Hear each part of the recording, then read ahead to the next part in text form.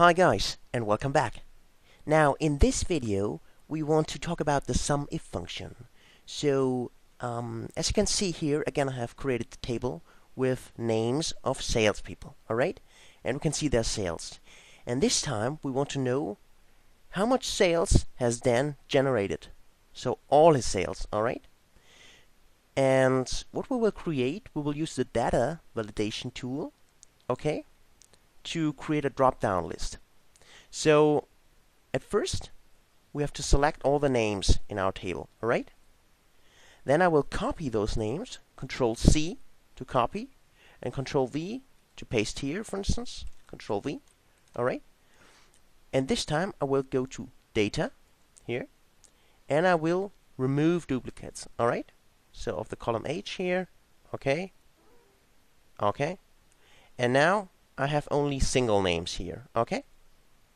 And what I will go here, and I would want to create a drop-down list with these names, alright? So I go to Data Validation here, and I will go to Data Validation, and I will not allow any value. I only will allow a list of values, alright?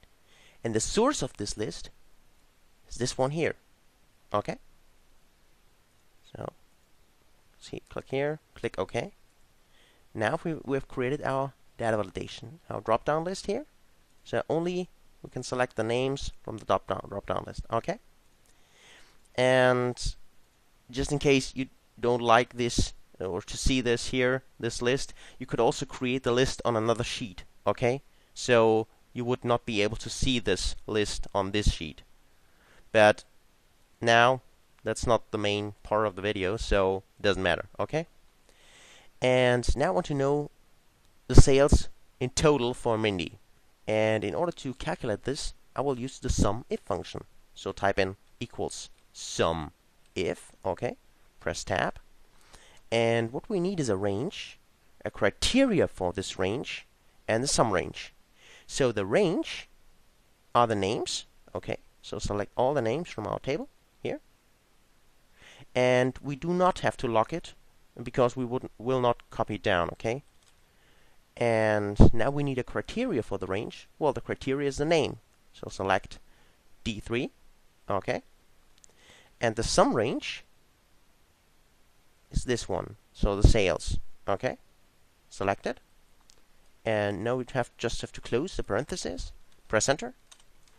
And now we have the sum of all the sales from Mindy, okay?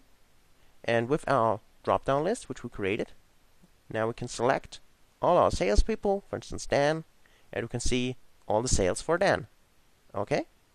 So this was the first part of the SUMIF function, and as always, stay tuned for more interesting videos and functions from Microsoft Excel.